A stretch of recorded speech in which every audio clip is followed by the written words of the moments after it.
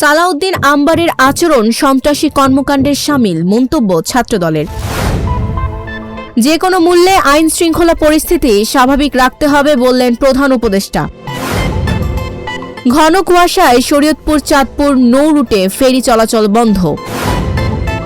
পাকিস্তানের সেনাপ্রধানকে সর্বোচ্চ রাষ্ট্রীয় পদক দিল সৌদি আরব। বিশ্বজুড়ে স্বর্ণ ও রূপার দাম লাগামহীনভাবে বাড়ছে। রাশিয়ায় ইউক্রেনের ড্রোন হামলায় দুটি জাহাজ জেটি বিধ্বস্ত। এফডিসি পরিণত হয়েছে ভুতুড়ে বাড়িতে।